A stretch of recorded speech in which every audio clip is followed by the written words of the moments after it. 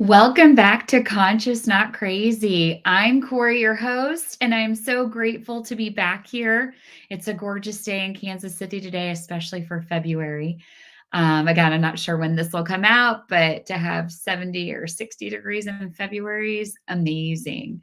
So I live in Kansas City, and I am just grateful to be sharing a new topic with you guys today. So, what has been on my mind? And I've been doing some consulting work at my dear friend Brianne Bongiovanni at her school. I had her on here recently, so you could go check out that podcast episode.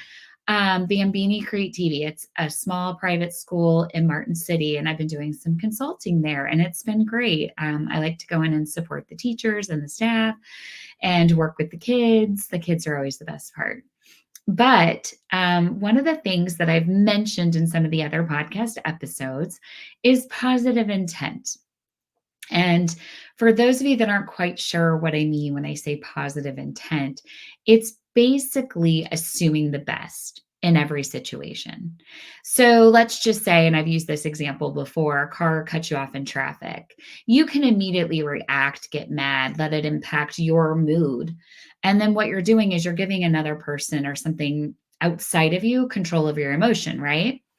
Well, if we approach that situation not knowing what's going on with the person that just cut me off in traffic, maybe they have a family member in the hospital they're trying to get to. Maybe, I mean, we just don't know their circumstance or situation. Maybe they're late to pick a kid up at school. Not that they should speed, but maybe the intent is positive, whether the behavior is. So that is positive intent. And it's so funny because doing this Conscious Not Crazy class that I've done for over a decade and talking about these topics and just expanding on my own knowledge, I read a lot of books. And one of the books that really resonated with me on this topic was How to Win Friends and Influence People. And this is an old book. Dale Carnegie wrote this book a long time ago. And I just recently read it because I looked at the title. People had recommended it, but I looked at the title and I was like, I don't need more friends. So I was deterred by the title, but I finally did dive into the book, and it's an amazing book. I highly recommend that you read it. I always get different nuggets of information from all the books I read, and I do audiobooks. I listen to books while I'm doing folding laundry, doing like a mindless task. I struggle with reading and comprehension, so audiobooks are my jam, and I'm able to get through books pretty quick. But How to Win Friends and Influence People, one of the things that he talks about in the book is friendliness begets friendliness. And one of the things I've always shared in my classes is aggression begets aggression. So again, if our child's being aggressive and we respond in an aggressive way, we're going to simply reinforce that aggressive behavior because people's defenses don't go down. They don't become less guarded when they're faced with aggression. They become more guarded. They become more defensive. So that is why it's so important to stay in control of our own emotions. And that is why positive intent is probably one of the most beneficial or important skills that you can master. And it took me years of practice with this because it's hard. It's hard to look at a child hitting another child or taking someone's toy, or it's hard when one of my kids is repeatedly late or doing something, to approach that annoying or less than desirable behavior in a positive way. It takes a lot of self-control, but it is necessary to achieve. I'm not sure what that was. Something just went off in the background. Um, but anyway, okay, Craig, can you cut that? So positive intent is necessary and actually vital if you want to be productive with the behavior management of your toddler, of your elementary school age child or even your teenager. And I'm going to give you some specific examples. And I'll start with the younger kids and work up to the older. It's funny, a lot of people that see Conscious Not Crazy and that have known I've done this for a long time assume this is for little kids. This is not. This is stuff, this is information you could take to your job.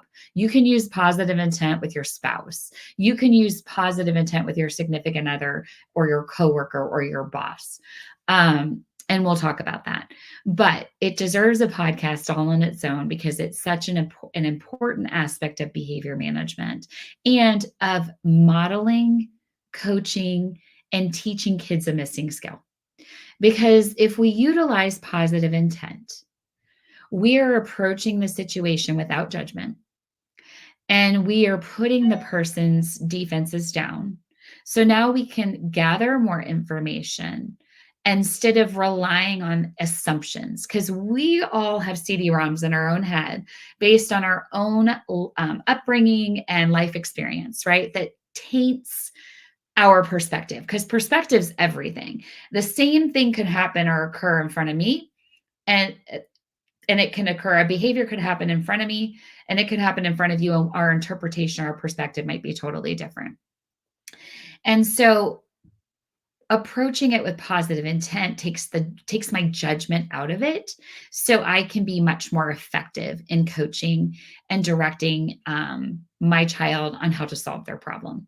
So let's start if you've got a preschooler, okay? Because a lot of you guys probably even have more than one kids in your house.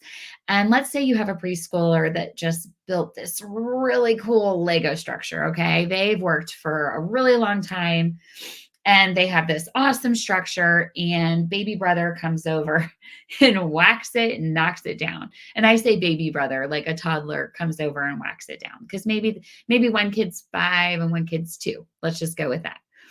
Okay, so I'm going to approach the child who got their work down. Could react. They could try to hit the child. They could push the child away, which would be a natural reaction if someone's coming to destroy your work. And for them, it's their work. It's important to them. It may not appear important to us because we're adults and we have much bigger things to worry about. But when you're 5 or 4 and you build a tower, that is the most important thing to you in that moment. So we need to kind of step into their shoes and see it from their perspective. And then the little 2-year-old or 3-year-old that knocked over the work doesn't have the ability to articulate their want, need, or desire. So to engage with the child, they knock over the work. Maybe it's that they're feeling left out. Maybe it's that they want to go play with them. Usually the child wants to engage and play or take part in what's going on. And so they're getting attention by knocking it over. That's usually the case. It's not always the case, but we can usually assume that and create some dialogue. So I would walk over to the kids as quickly as I could get there if I witnessed this. I'd put my hand on both kiddos and I would say, "Oh no, what happened? I noticed." You're going to hear me say, "I noticed," over and over and over again. And when you notice something, you are recognizing the behavior with all judgment set aside. So it is the best way to approach any child doing anything. Like, "I notice you forgot your lunch again. I notice that you don't have everything you need. I notice," it's just, it is received differently than like, "Oh my gosh, I can't believe you forgot your lunch again. I mean, where are your shoes? What is the matter with you? Why do I have to tell you this every day?" Do you feel the difference? You should be able to feel the difference. "Hey, I notice that you don't have your lunch." Because it gives them an opportunity to solve their own problem and not feel judged and not feel attacked. And it's not saving them. It's actually teaching them problem solving skills. So anyway, so I've got these 2 kids, and let's say, like I said, maybe 2 or 3 and 4 or 5. And he knocks over. It's like, "Well, what happened? I noticed your work got knocked over. That is so sad. I see. I noticed that you look very sad." And usually they'll nod. "Yeah, he did it. He knocked my work over," or whatever. And then I'll see the other kiddo looking like deer in headlights, like, "Yeah, I know I did something wrong. Probably shouldn't have done that, but those are the skills and tools I have. I'm missing skills." We need to view the child that does the thing that we would typically judge as bad as missing skills. So I look at that child, I'm like, oh no, did you want to play with that? Were you hoping you could build too? People, that is positive intent. And that sounds weird, but what happens is when I do that, now that child is paying attention. That child is engaged because when I ask a child questions, and I've said this before, they are forced to go, or any person a question, you're forced to go to the cognitive processing centers of the brain. So that's where you think and problem solve. If I judge or attack the child or shame the child, that child's going to go to fight or flight because it's just their natural reaction. And again, they're missing skills. So we need to approach it as the adults in a way that supports them where they are developmentally and coach them through a better way. So now that I have their attention, I'm acknowledging that this kiddo is sad or disappointed or mad, whatever they're feeling, that had their work destroyed. And then I'm acknowledging that this child, the intent was they just wanted to play with it, but they are missing the skill. So then I'm going to say, wow, what could you do? Maybe ask them what you could do to be helpful. Ask them what they need. Do I want to assume that that child wants this child to help them build it back? Absolutely not. Some kids will want the help. Some kids will want to build it back themselves. And either is perfectly okay. I don't choose that. I teach the child to have an opinion and a voice because the more choices kids get, the stronger their confidence is. And the more capable adults they'll become. Because to be a capable adult, you need confidence. So from a very early age, we want to start a foundation of your words matter, your opinion matters. We just set the parameters and the boundaries of which they have choices. So we don't make it a free for all. They get to choose everything. That's not what I'm saying. They get free choice with everything. No, I'm setting parameters for their choice, developmentally appropriate choices. And this is a developmentally appropriate choice. Do you want them to help you build it back? So I might say, ask them if they want help building it back or what you could do to be helpful. And the child will say, what could I do to be helpful? And they feel bad. The kid that knocked the work over, even if they're a toddler, they genuinely do feel bad. And they might say, no, I don't want any help. That's pretty common. Or they might say they want help. But let's say in this case scenario, they don't want any help. And I'm like, okay, so it looks like they don't want any help. But I noticed you were wanting to build. Do you want to ask them if you can build next to them or if you can build when they're finished? What do you notice about what I'm doing? I'm giving two positive choices as well. I'm giving the child voice and choice. Again, building that confidence. So I'm asking this child I'm coaching them on what to ask. So can I build next to you with some of the other Legos that you're not using?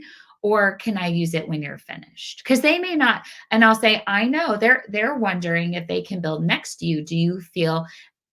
Are you worried? And they might look like, no, I don't want them building next to me. They just wrecked my work. I don't trust them. So then what I would say is ask them if they can keep your work safe. Ask the other child, can you keep my work safe?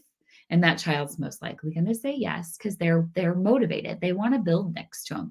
And they look up to them, especially if it's an older kid.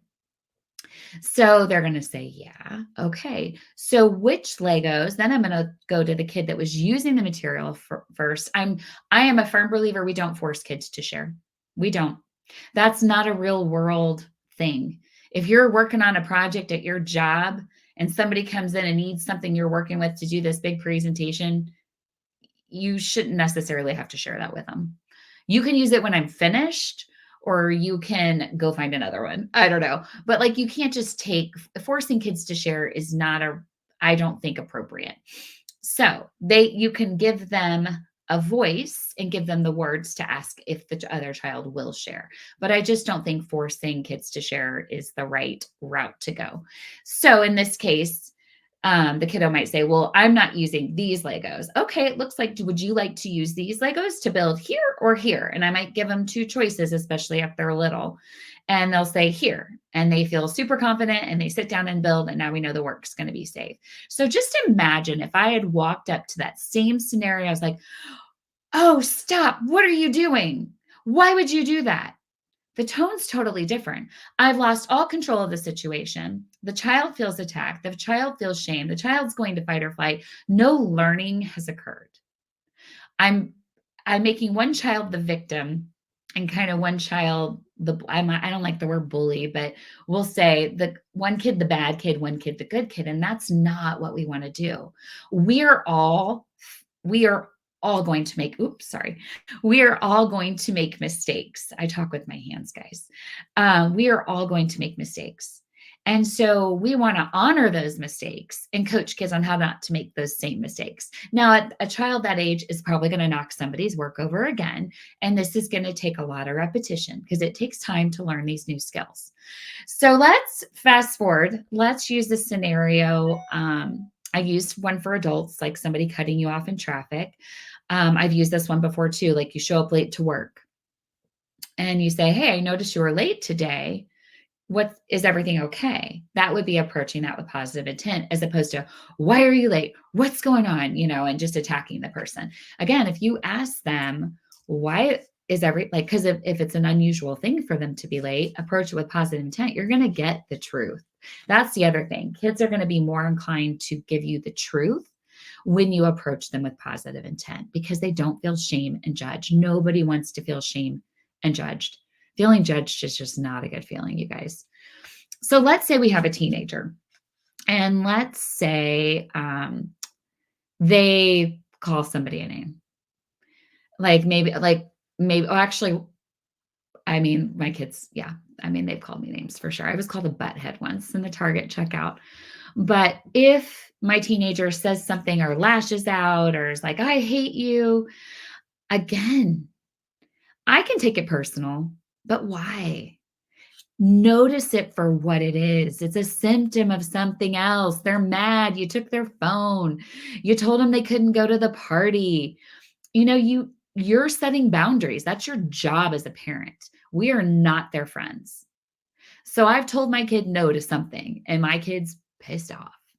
And so they're going to lash out at me and I'm going to stay really calm. And it's so amazing. It is so freeing, you guys, if you can get to this point. And I have gotten to this point. I'm not saying I never get triggered, but it is few and far between. But it is such a freeing feeling because I'm just like, oh, we're doing that thing again. I'm like, yeah, you're frustrated. I noticed you're frustrated. Those are really hurtful words. Hate's a strong word.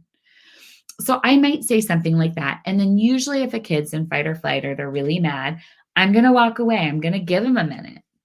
But I'm not judging their behavior because that's not helpful. I'm not shaming the behavior because 9 times out of 10, my kid's going to come back around and be like, I'm sorry, mom, I didn't mean it. I'm like, I know you didn't. I'm like, so let's talk about that. So when they come back around, when that cortisol has left the body, which takes about 30, 40 minutes.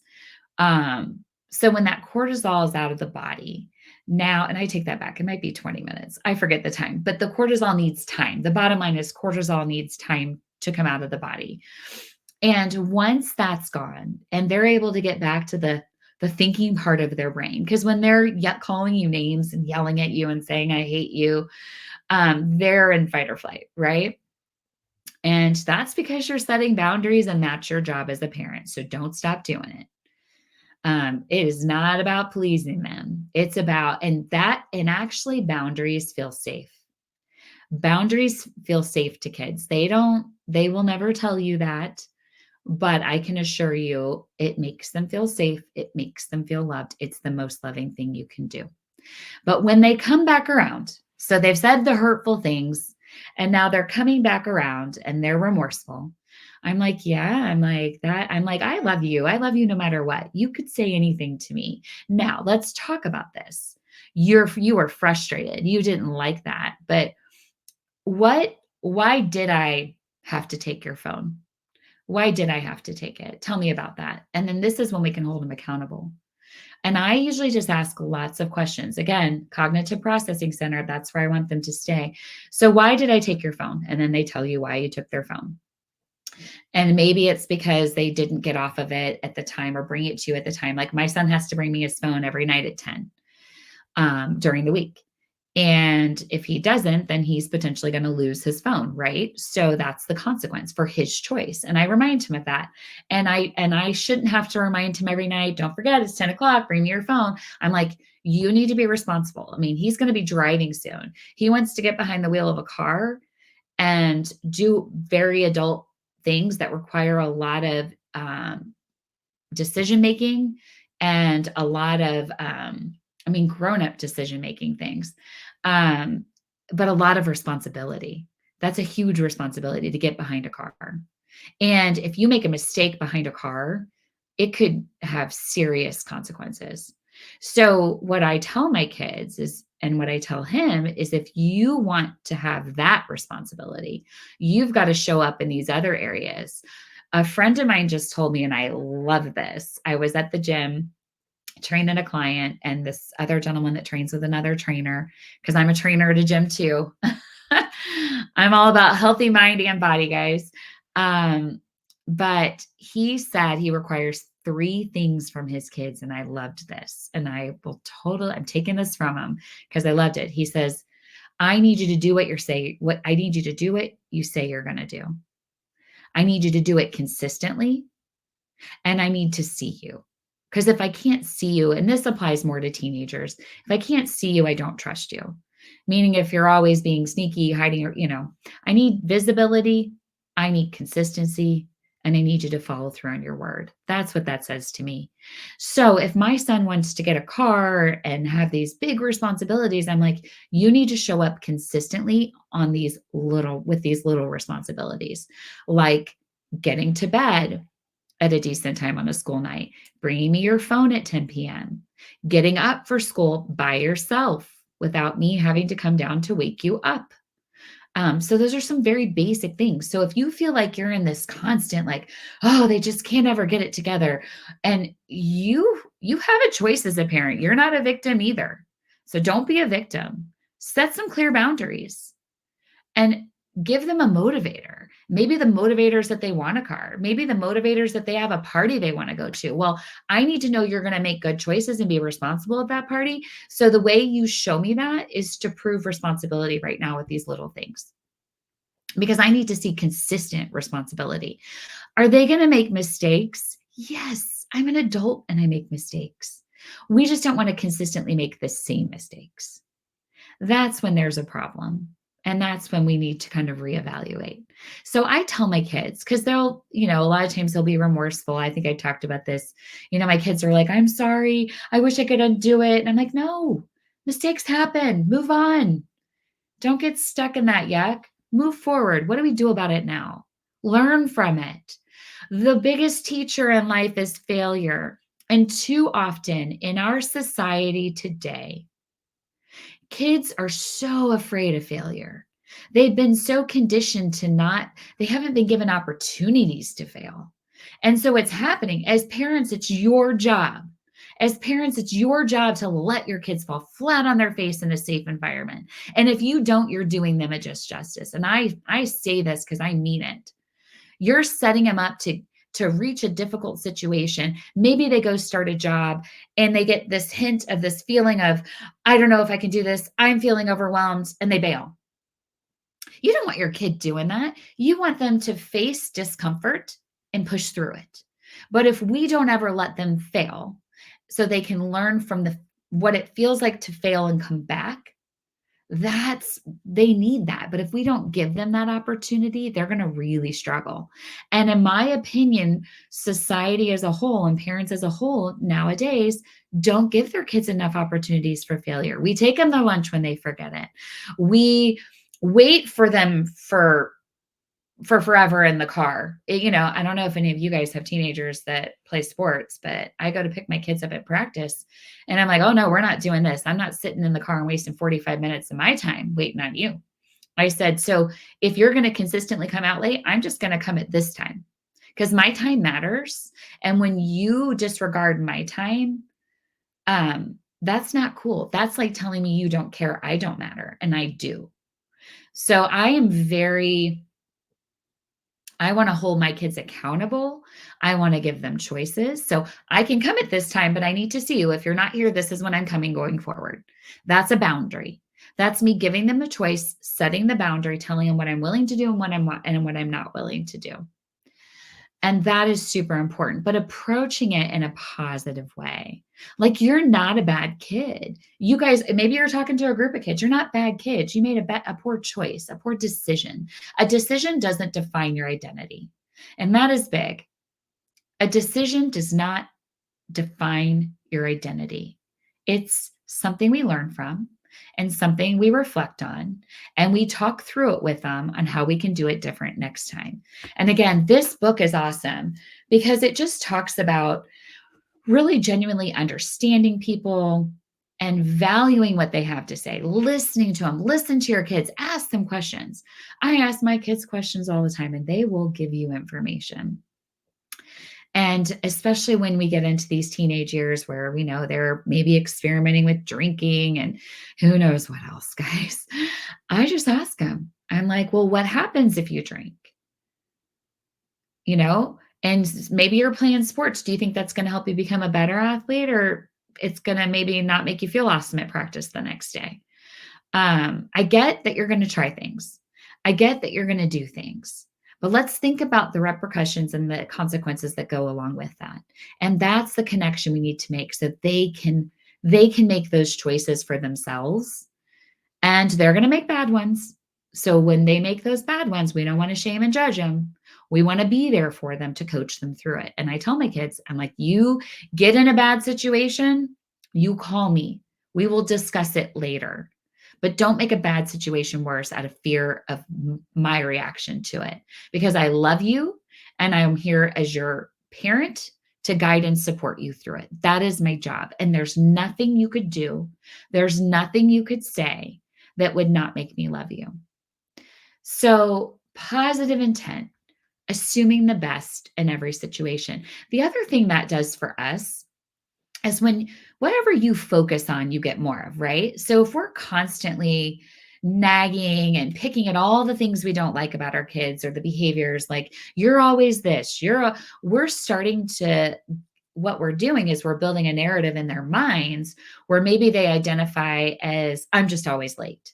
So this becomes their internal dialogue. We're actually reinforcing a very negative internal dialogue. Guys, I've spent years breaking the habit of my own negative internal dialogue. And that is the one amazing thing. You have to be super reflective on self to parent in this way, because we have to recognize our own flaws and understand where this shows up in us and correct it to parent in this way. But it is, again, the most freeing thing. It's like if I catch myself with a negative thought, well, I used to tell myself I'm not book smart because I struggle with reading. I didn't retain information when I read it when I was a kid. And so to save face, I go, I'm just not book smart. Well, first of all, book smarts isn't everything. I have a very high EQ. And what I found in life is I'm very smart in that regard. I understand people. I'm intuitive. Human behavior is my jam, right? So I say that. That's what I say now. And you know what? I am book smart. I just needed audiobooks. Can I sit down and read this? I could do it. It would be a struggle. I won't retain a lot of it. I'll have to read it over and over. And my son's the same way. He has to put music on. I have to put music on to read. So it's like it distracts that ADHD part of our brain. Every person's different. So we don't want to create negative narratives. You just can't ever remember your stuff. Well, I'm just forgetful. You keep I just make poor choices. There's no motivation to change the behavior if that becomes their internal narrative. So I encourage you, the next time your child does some undesirable behavior, you step back and you think about the why behind the behavior. And I did a whole podcast on that. You can go back and listen to it. But don't see the behavior for what the behavior is. Think about what's motivating that behavior and then see how you can approach it. Like their intent, like if a child breaks something, right? Child drops a glass and we freak out because they break something. I never did that. I will say I never did that when my kids were little. Was I kind of annoyed that they just broke one of the glasses in my set of dishes? Yeah, probably. But it doesn't undo the break. Me reacting to it because I don't like that it happened doesn't make the glass not broken. The glass is broken. So I have two choices here. I'm like, oh, that's scary. You were trying to carry that to the sink and it slipped. Yeah. And maybe they were running. Let's say they were running with the glass, but I noticed you were running. Should we run with glass? No. What did we learn? We don't run with glass. Or maybe they weren't paying attention. Whatever it was, noticing the behavior, noticing that they did. No kid typically isn't throwing a glass down. Now maybe they throw a glass down. Maybe they're having a tantrum and they're mad and they throw something and break it. So my one of my kiddos was mad and ripped their coat when they were, I don't know, maybe 7 or 8, off a coat hook, and it broke the coat hook. And I was like, "Oh, you were mad. What do you notice?" It's broken. Yeah, you were mad and you pulled it really hard. Should we pull things when we're feeling mad? Maybe we should not. Maybe we should sit down and breathe. Give them something else they can do instead. Because when we do things like that, like, I mean, how many adults have you seen throw a cell phone because they're mad? Maybe the conversation isn't going well. Do you think they feel awesome about breaking their phone after the fact? No, they need more coping skills. So the great thing about this is the more you understand it, the more you will actually understand yourself and your own triggers, and then you'll be able to model the behavior. But all I can say is assume the best. Read this book. I'll put it in the show notes. And yeah, be positive and notice behavior. And when you're positive and you approach life in this manner, you feel better. Nobody wants to think negative. I tell my kids, I mean, I drive them nuts, you guys. But if they have like a mad face, I'm like, smile. Just the act of smiling will make you feel better. You'll get like a dopamine rush just from smiling. I make myself do it. If I'm having a moment of self-pity or I'm stressed, usually I breathe. I take a deep breath in. I tell myself nobody's dying. I'm healthy. My kids are healthy. Nobody's sick. We need perspective. We need more perspective in the world. We get too bent out of shape on shit that doesn't matter. We just do. That's just a fact. So we just need to take a deep breath, have more gratitude, and approach things in a positive manner. And remember, notice their behavior and think about the why. Think about the motivator before you judge it. All right, guys, thanks so much for tuning in. I look forward to chatting with you again soon. I'm excited to have some more guests on coming up. And yeah, so please like and follow my podcast. And you can find me on Facebook too, Conscious Not Crazy by Kori. Thanks so much. Take care.